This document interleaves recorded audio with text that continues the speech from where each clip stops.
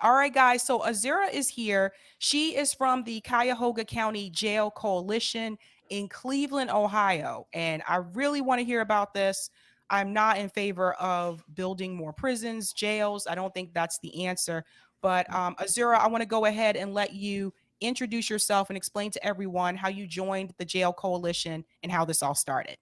Sure. So the Jail Coalition is obviously a coalition. I'm the director of Prison Abolition Prisoner Support, or PAPS, which is a pen pal to prisoners organization, which pen pals with people who are in Ohio and in other states. So part of the reason why I ended up joining the Cuyahoga County Jail Coalition is because my now husband, who I met as a pen pal, was at one point incarcerated in the Cuyahoga County Jail. And then when we were trying to get him released from prison, we were hoping that he would be able to be granted a judicial release. And in order to do that, I needed to organize with some folks that were in Cleveland. And that was how I and my organization ended up joining the Jail Coalition. So the coalition obviously represents a whole bunch of different organizations that have come together to, one, stop any building of a new jail in Cuyahoga County in Cleveland,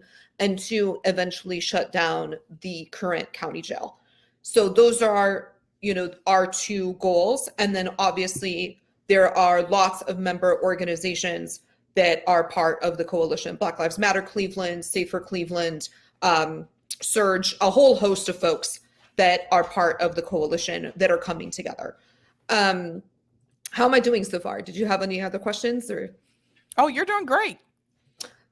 So anyway, the idea is that in Cuyahoga County, they recently came up with this thing that they're called the Justice Center Steering Committee. And that's basically a group of government officials that have been either appointed or elected to consider possibilities to either renovate the new jail, renovate the existing jail, right? Because there are some structural issues with it, or to build a brand new jail, which they're claiming is going to cost just $550 million. We obviously think that that's likely to go way over budget.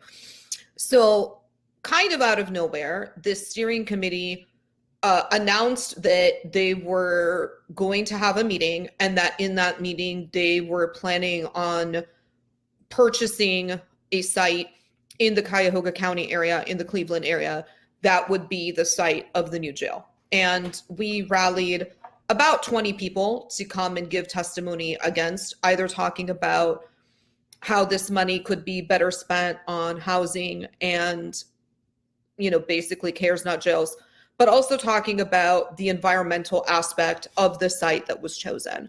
Because the day before the initial meeting, we came to find out that this site had been considered as the site of a men's prison in the 1980s and had been rejected by the then Republican governor in the 80s on environmental grounds, because they basically came to the conclusion that the steel yard site was just too expensive to be able to, that it would cost too much money to environmentally rehabilitate the site to build a men's prison, which then ended up going to Grafton Correctional instead. In Lorain County. So now they're reproposing this exact same piece of land. Well, meantime, they're also claiming that the current jail would just be too expensive to rebuild, but they're having the same contractors making the decision, or the same, consultants was the word that I was looking for, that are considering this decision. So obviously, we think that there's something fishy going on, because why are they consistently asking for this same site to be proposed as a site of incarceration? Who owns this land? What are their political connections? Why is it that they're claiming that this is going to be so expensive, right? That's one set of questions. And then two, how is it that you're claiming that to remodel the existing jail would cost more than $550 million? Like, that just seems unreasonable to me personally. So that's kind of the environmental landscape and the fiscal landscape. It should be mentioned that Cuyahoga County Jail has had multiple deaths, the most recent being Shondo Moffett, and it is the position of the Cuyahoga County Jail Coalition, our organization, that building a new building is not going to stop these deaths, that this is predominantly having to do with the staff culture at these facilities. These folks are not dying as a direct result of anything architectural, right, or plumbing or something like that. They're dying because they're being denied medical attention and because correctional officers are not intervening in situations where they ought to be intervening. And building a new jail is just not going to fix any of those problems. I'm curious, where is the money coming from for them to build a new jail? Excellent question. So what they want to do is take what had been a temporary sales tax and extend it in order to raise these $550 million. And this is the part where I think your listeners who are very savvy are going to really love this, because the current county executive has announced his retirement. All of the folks that are running for his position have said that they don't think that this tax should be extended without the voters specifically getting to weigh in on that. Yet they want to buy the land to build this jail. So I do want to say, though, that there is one silver lining to this. So after the first meeting, where they thought that they were just going to waltz in, get the approval to buy the land, we rallied 20 people to give testimony against. Also, Cleveland.com did some really good reporting, Cleveland. So thank you so much to those journalists. And to make a long story short, they tabled it. And then after, they came back and they decided to have a second meeting. Now, they had to give 4 business days of warning that they were going to have this second meeting. So when do they make the announcement of the meeting? On Good Friday, which is technically a business day. But I mean, I don't know about you, but most people, you know, like I work a half day on Good Friday, right? So once again, we rally, you know, let's say 20 people to come to this second meeting. And we're giving testimony about all of these issues in the public comment section that they hadn't considered, right? So what ended up happening was they basically took the language that they were planning on voting on and they just scrapped it. And they completely changed the language based on our testimony to now shift to there is going to be a third-party independent assessment of whether and how expensive it would be to renovate the current jail. In addition, they're going to require an environmental assessment of their preferred steel yard site before they can go forward with purchasing the tract. So that happened because of community members coming in and giving that public testimony during public comments. But as Judge Michelle Early pointed out, who's one of the members of the committee, there is a fundamental problem here that there have been no town halls done. There has been no way for the community to really come and give our input on what we want done with this particular jail and with this particular facility. Because, you know, most people can't make a public comment time that's, you know, announced at 10, and then we didn't really even get a chance to speak until 12:30 on a Thursday. You know, for most people, that means taking the day off work, and you can't put into your manager on Good Friday saying that you're going to do that. Oh, Josiah, go ahead. Introduce yourself and tell these lovely folks about your role in the Jail Coalition and how you came to join. Yeah, sure. Sorry I'm late. I got carried away with a little yard work and lost track of time. So my apologies. Yeah, Josiah Quarles. I came into the Cuyahoga County Jail Coalition kind of through like 2 different avenues, I guess. I'm an organizer with Black Spring Cleveland, which is an abolitionist organization, grassroots, doing mutual aid, and trying to imagine alternatives to incarceration and the carceral system in general, both front end and back end, and also through some work that I did and have been doing on the behalf of Miss Samaria Rice, to try to attain, justice for Tamir, long awaited.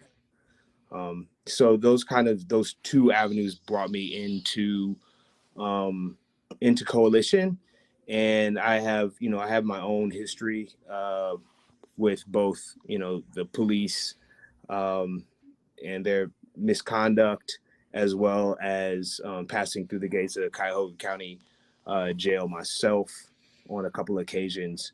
So this was a really important thing for me personally, as well as ideologically. So it kind of what brought me here. Awesome, awesome. I have a couple of questions. One, so I showed everyone the website here. I am curious, have you spoken to any politicians in that district about this issue? So there have been conversations with. Do you mean the county district, or you mean like the city? Either one. So just to clarify why Josiah is asking the question, one of the things that's a little frustrating about this situation is that they want the jail to be within Cleveland city limits, but it's technically a county jail, which means that the people who are voting on it are the county politicians. So the mayor of Cleveland does have some sway in the situation, but it's not the same level that would be had if this were a city jail. The other thing that's bonkers to me, okay, because I live in Austin, Texas. I'm just up here, right, because of my husband and his situation. So we're going to have to be in Cleveland for a few months. They don't elect their sheriff here. What? Their sheriff is appointed. Yeah. So normally what you would do is you would go and you would have a conversation with the sheriff, right? Because the sheriff is seen as the person who's going to oversee the jail. And if you don't like their solution, then you run somebody against them. That's not possible here. Wow. Oh my gosh, I had no idea. And in fact, our last sheriff actually had to resign under indictment. What? For his role in the current jail, as well as the warden, both of them. Oh, I think you cut out for just a second. We can't hear you. Okay, I'm just going to fill some dead air. So we have had some meetings with some of the officials that are on this steering committee, right? So for example, we have met with Judge Sheehan. We have met with the public defender's office. We have made an attempt to meet with the prosecutor's office. That has not gone as well as we would like. Probably not a story that I should tell on air, to be perfectly honest with you. And we are continuing to try to meet with some of these folks that are on the steering committee. We have also been meeting with some of the people who are running for the county executive seat. Now, I should mention that since the Jail Coalition is a 501c3, we're not legally allowed to make political endorsements, but we are making connections there as well, right? To try to see which county executive, or for any of them really, to be able to be swayed against the building of a new jail. And the good news is that all three of the candidates have in some way, shape, or form come out in varying degrees of opposition to the current plan. So that's really exciting. I think that one of the things that complicates matters a little bit is that there's a lot of focus on Nina Turner and her race against Cheryl Brown right now, which is a little bit of an issue because technically speaking, they don't have any direct oversight over this issue. Also, neither of the candidates, as far as I know anyway, has officially made a statement one way or the other regarding the county jail. So part of the reason why that's confusing is that obviously as we're going into midterm elections, a lot of people are focused on those races and they're not necessarily thinking about county executive, right? Because that's not, I mean, it's not an election that most people notice or care about. quite frankly. And there's still the possibility that this Justice Steering Committee could purchase the land to build the new jail before November. And then whoever ends up becoming the new county executive is going to have this land on hand and may not be able to do anything with it if it turns out that the environmental cleanup costs are more expensive than they're predicting. So, okay, so this is in the district with Nina Turner. So does Chantel Brown know has she said anything about it or no? As far as I know, neither have made a statement. So it is within their district, but neither of them has made a statement. I will say that there has been some contact with Nina Turner's folks, and they were very amenable to our perspective. So I can't say that I've been following like overly closely that campaign, other than trying to like tune out all the negative ads bombarding me from every direction when I try to watch a YouTube video or something. But I do know that at least from Nina Turner's camp, generally speaking, they have been on board with finding an alternative to spending, or at least waiting to spend this type of money on a jail without like real data that could back that up, without really fleshed out avenues of care when this is supposed to be like quote unquote a more humane jail. All of those avenues of care are not really fleshed out. They're really just kind of like ambiguous, and the idea that like more light is going to solve all our problems.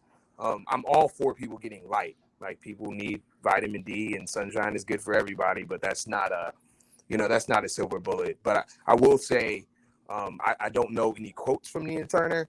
Yeah, they have not made any public statements. I mean, and I think that part of the problem is journalists are not asking these questions, right? So we can reach out to the campaign and we can ask, we would love for you to make a statement one way or the other.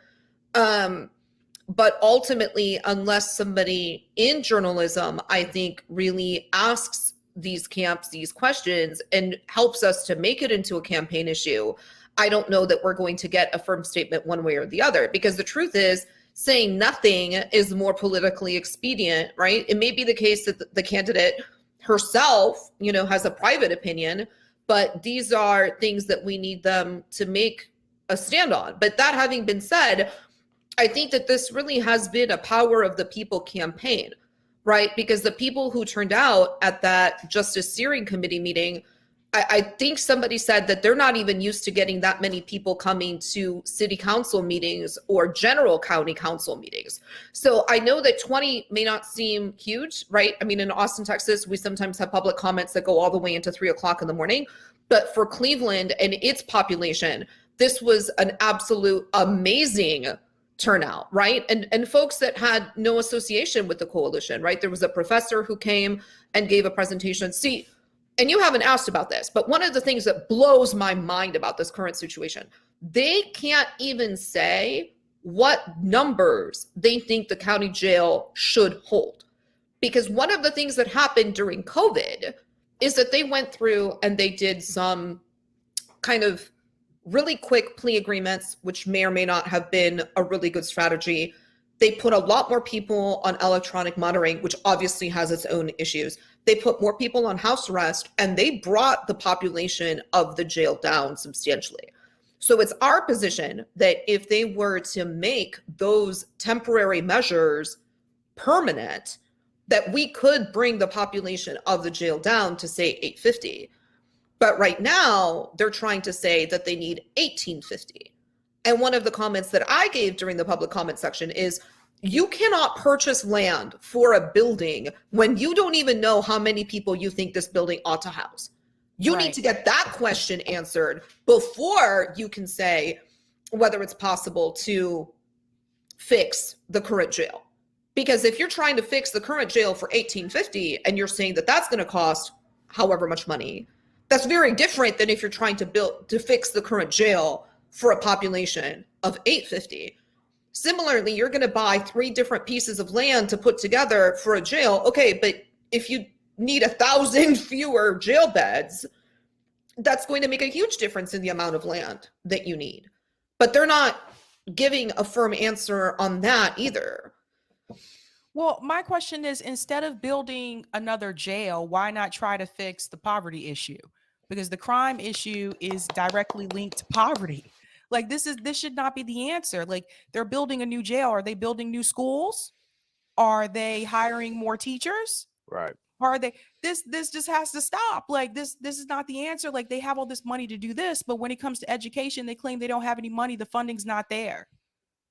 Exactly. And that's an issue near and dear to my heart because I'm an educator, right? I teach at a community college and I believe in the power of education.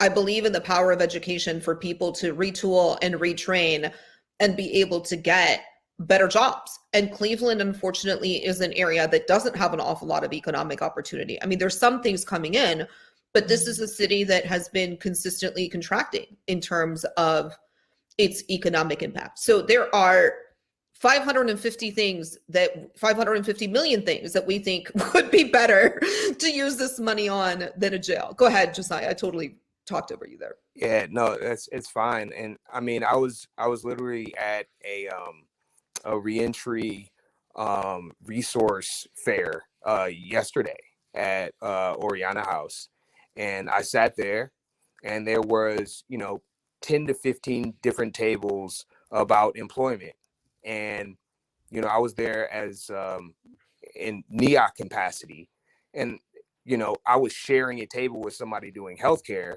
They just hit me up like, "Hey, I'm going to be tabling. You want to come?" I'm like, "Yeah, sure."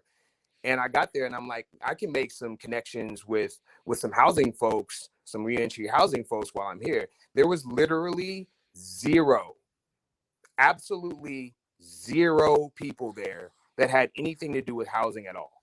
And so we have a situation in Cleveland. I mean, a jail in its essence, right, is housing for people while they're under some kind of sanction or some kind of investigation. And if we were to put some money into housing and open that field up, right, then the things that you're talking about as far as like the early release, they're like eliminating the cash bail, the electronic monitoring, all of these things can come into play if you open up avenues of housing, because that's what a jail is for the most part. And we just have not invested in our housing stock and have really just invested in the investors via tax abatements, which, to your point about the schools, all that tax money is not going to the schools because they're getting these 15-year tax abatements. And you wonder why the population of Cleveland does not grow when we're putting all of the investments in, because people stay in a place because they're raising a family, right? It's just not community-centered development, right? So there are so many avenues, whether it be like the food deserts that exist currently, or the lack of housing, where you have, like right now, to get into a permanent supportive housing, you have to be on the street for 365 days. A whole year to get into permanent supportive housing, which is just insane. Like what are we doing? Like why are we punishing people because they're in a bad situation by making them remain in that bad situation, for an entire year, so that they can just be more trauma upon more trauma and have the opportunity to get desperate and do something that ends them up in jail. If we can just break that so many of the people who reside in jail are either, one, just awaiting trial, or two, just cycling back through because they have nowhere else to go. And to add to that, so, I live in Austin, usually. My husband was being released under transitional control, right? So that's why we're here in Cleveland. So he was yesterday at Oriana House, which is a transitional halfway house. And then today was released on an ankle monitor, right? Which is awesome. I mean, as much as there are issues with ankle monitors, but I'm beyond happy to have my husband home. But the reason I point all of this out is that he married well. I make good money. I was trying to find felon-friendly housing in Cleveland that was going to be short-term transitional housing. We needed something from March until June.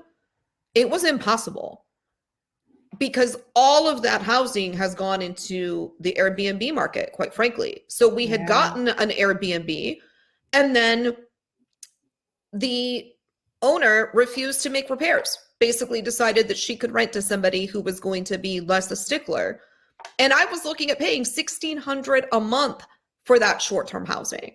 So when you have so many owners that are just not willing to rent to felons, are not interested in doing something that would be a transitional type housing situation or a temporary housing situation, that makes it really, really difficult. So fortunately, one of the members of the jail coalition happened to have some roommates that were moving out, and we were able to move in with him, and it all worked out. But my question is, okay, for people who don't have the kinds of means that our family had and don't have the kind of political connections that we had, it would have been absolutely impossible to find housing, right? So if we're going to consider this $550 million project as a public housing project, right, because it is housing, what would be the possibility of building, subsidized housing with that kind of money, right? I'm not saying, maybe we can buy this piece of land, right? And maybe it can be environmentally rehabilitated, but what would it look like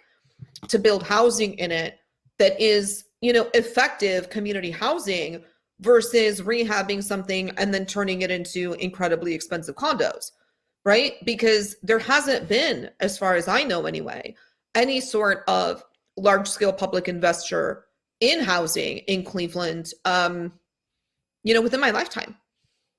Yeah, and I want to mention to people, I don't know if everyone is aware of this, but at one point in time, Cleveland had the most Fortune 500 companies in the country. At one point in time. This is what happens when, a lot of jobs were shipped overseas and factories closed. But at one point in time, it wasn't that way. Same with Detroit. So I want to thank you guys so much for coming on. I'll be sure to spread the message about this so more people are aware that this is happening because, someone reached out to me on Twitter and told me about it. And I had no idea that this was happening. So thank you so much for coming on. And where can people find you on social media?